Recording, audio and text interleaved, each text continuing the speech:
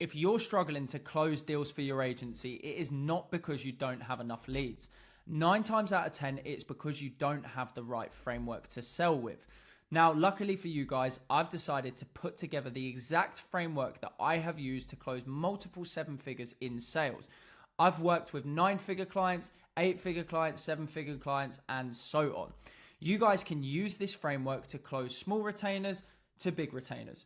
My biggest retainer that I've closed is £50,000. So you can use this exact framework to replicate what I've done throughout my agency career so that you guys can get the same results. So I've broken it down into 4 different sections. First of all, the introduction. Second of all, the discovery stage. Third of all, the pitch. And finally, the close. And within each section, I've decided to make some scripts and some notes for you guys so that you can follow along in this video and start to implement them into your agency today. So let's start with an authoritative based introduction. So first of all, at the start of every call, you need to be able to introduce yourself and allow the prospect to introduce themselves. Essentially, they're going to be dropping their guard once you've built some rapport and you've allowed them to talk about their business. But what we need to do is create additional authority. So I've decided to put together a little line that you guys can use dependent on where you're at with your agency so you can create some additional authority. Over the last number of years, we've helped, and this is where you can do a testimonial drop or an industry drop, which is called a competitor drop, and I'll explain that a little bit further on in this video, which is psychological selling, by the way. Businesses land consistent clients using our specific method. So you're going to do your introduction and you're going to use this line to ensure that you create enough authority and keep the control of the sales call. We then move on to rapport building. Now, with rapport building, I could do a whole separate video on mirroring and tonality, but the most important thing that you guys really need to do is look at the tone and the energy and mirror it with that prospect. If they are super energetic, then you need to come across super energetic. If they are a little bit more pragmatic, then you take a slightly slower approach when it comes to your sales. Now, people buy from people that they like and they trust. So before you talk business, spend a minute or two making a genuine connection. Now, as I've put here, please do not mention the weather. It is probably the worst thing that you can do on a sales call. You have to remember a lot of agency owners use that line to build rapport and it sucks. Use this one to find common ground, right? So if your ICP is on LinkedIn, you can use this line and say, I saw on LinkedIn that you're based in city, so wherever they're based, and I actually worked with a client there. How do you like it? And the reason why we're doing this, we're actually doing something called a location drop in sales. We're mentioning the city that they work in, and we're saying that we've worked with a client there. Now, this is a psychological sales tactic, okay? That means, okay, this guy's not new, he's worked with clients here, and I'm creating some conversation, okay? So again, it's a bit of additional rapport building that you can use to be able to break that ice, drop that guard, and have a good sales call. And the last thing that we do in the introduction is something called framing. Now, this is where we essentially outline and give them expectations of the call. This sets the tone of the call. Really, really important. If you have ever done a sales call and you've not framed the call, the likelihood is you're already lost control at the start of the call. So here's what you guys can do. Hey, prospect name, really appreciate you taking the time. Before we dive in, I want to make sure that this call is valuable for you. Here's how I usually run these. And then you can set some expectations, right? So say that you usually ask a couple of questions to understand their goals, their challenges.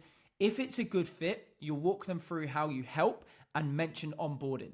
So this is really important. The reason why I put this in red is because mentioning onboarding is something called assuming the sale. And we want to be able to say, look, if we are a good fit, Mr. Client, we'll get you onboarded today. And if not, at least you're going to live with some value, or I can put you in touch with someone that might be able to help. Okay. Again, we're assuming the sale. If all goes well, we're going to get you onboarded, Mr. Client. And if they didn't think it was a sales call before that, well, they now will. So at least they know that they're on a sales call. You're prepping them. You're telling them how long it's going to take, what you're going to cover. And it's just going to be much more of a kind of business conversation than just a conversation about a specific framework or something. So we then move on to the discovery stage. Now, this is arguably the most important part of the sales call, where we're going to do things called pain point questioning, okay? Now, there's 3 elements to a good sales call for your agency. Where is that business currently? where do they want to be, and how is your agency going to get them there? If you can nail all three of those, then it becomes a matching process, not a closing process, okay? So when it comes to the discovery section, this is where we need to understand where they are currently. So you need to identify everything about their current situation. This is also going to give you the ammo at the end of the call. Now, what do I mean by that? Well, when we get to the objection handling stage and they say that they want to think about it, we can revert back to their pain point. And the more we talk about that pain point, we can then psychologically drive them into making a decision on that call. Now, make sure that your questions are angled directly. A lot of agency owners, when they first start out, they do this discovery stage that is like 25 to 30 minutes long, and it's way too long, and it's because you're asking so many questions around the actual information that you need, okay?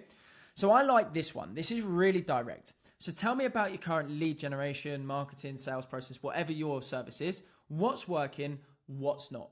That means we're really going to understand, look, Mr. Client, if this is working for you, great.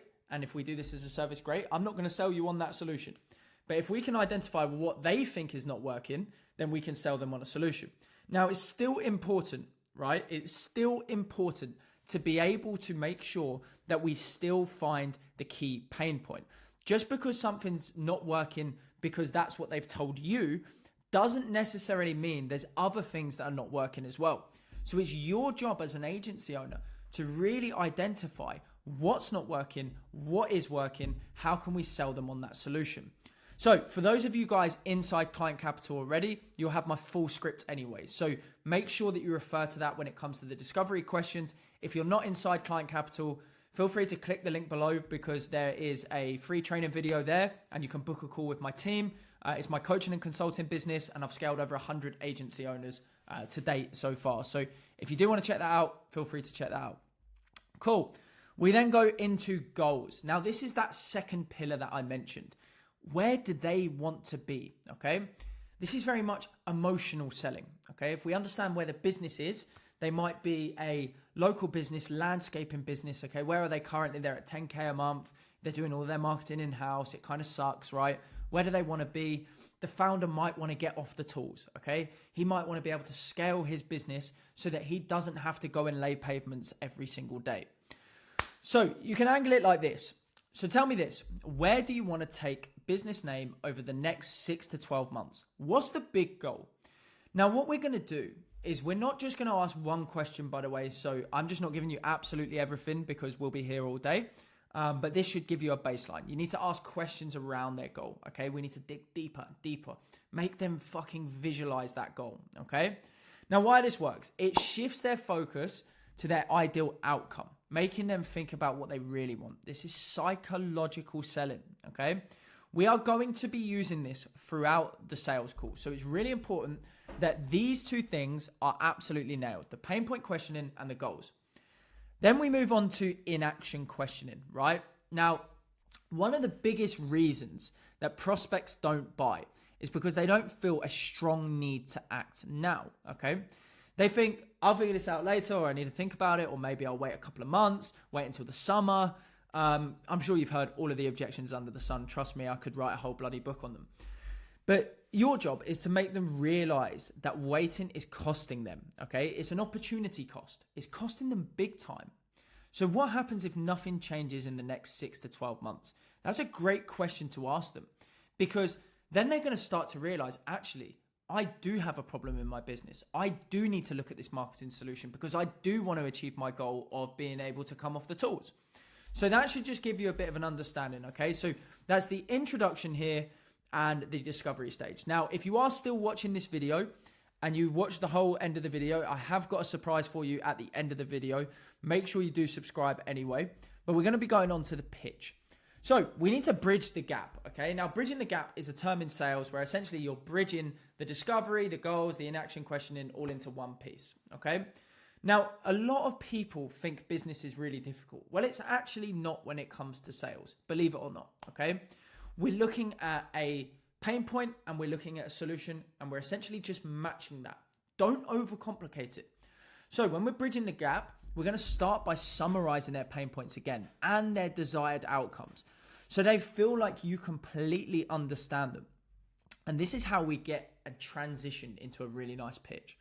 So based on everything you've told me, right now you're struggling with mention the problem and it's costing you, mention the revenue, mention the stress, mention the clients, okay? You want to be at mention the goal, bringing in the specific number of clients per month. But right now, the roadblock is in the way and you're going to mention that roadblock. Again, all of this information, guys, we are getting from this discovery stage. And which is why I said, arguably, it is one of the most important part of the sales call. And then you say, does that sound right? So we're essentially just trying to get some reaffirming, okay? They're going to agree. This is going to create psychological buy-in. It's going to make them feel heard and understood. It's like you've actually listened. You're having that consultative approach when it comes to sales. We then move on to how do we then position the offer? So position your offer as the bridge. So where are they? Where do they want to be? That's your pitch. This is your little bit. Keep it simple. Don't overwhelm them with too much information. If they want one specific thing, don't dance around that one specific thing. Give them that one thing. For example, if you're watching this video today, the likelihood is you're wanting to get better at closing. So I've gone straight into it. I'm not dancing around it. I'm giving you the exact framework, which means you are going to be happy and you are going to subscribe. So that's the whole difference. When it comes into pitching, don't dance around it. Don't spend half an hour pitching. The prospect is going to get bored. Last but not least, focus on the results, not just the features of your service. Remember, these guys are here for a return on investment. They're here for a change. They want to alleviate that stress. That's what we got to focus on, the results. Then we want to make it believable. So at this point, they might be thinking, this sounds great, but will it actually work for me? This is where we use a case study or a success story to really prove that. We need to make it storytelling. We want to be able to tell an actual story. So, for example, one of our clients, named business, was in the exact same position as you. They were struggling with the same pain point, but after implementing our system, they went from before to after in just time frame. And you can do this. If you guys are at like a couple of grand a month, you can do this to scale up to 50 grand a month, 70 grand a month, using this exact sales framework. And all you've got to do is leverage your testimonials, your storytelling. Now, if you are a brand new agency owner and you don't have any testimonials, don't worry. I will be dropping another video on how to overcome that objection. So make sure you stay tuned for my videos. And then we go up for the close. So lining up the objections. This is the way that I like to start it. So based on everything we've covered, does this sound like the right fit for you? Now, this feels natural, not like a high-pressured close, right? And if they say yes, you move straight to onboarding. You close the deal. As crazy as that, right? Or you can go straight onto the price. If they hesitate, it's going to open up the door for objections, which is fine because objections you are going to face. 90% of sales calls, you are going to get objections, okay? There we go. 90% of the time, you're going to face objections. This is your chance to handle them and get the prospect closed, right? Now, if you are inside Client Capital, head to the closing campus. You have access to my elite objection handle framework. If you're not, don't worry. I will be doing some more videos. You should get inside anyway, but I will be doing some more videos in regards to objection handling. But you need to get good at objection handling.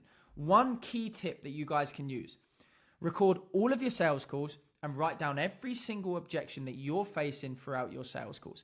Learn to handle them. Make sure you're role playing because all of the objections are going to be the same. Trust, price, talk to the wife, talk to the business partner. If you can learn how to leverage those objections, that is when you're going to become a beast at sales, but also reverting back to the real pain points. Okay.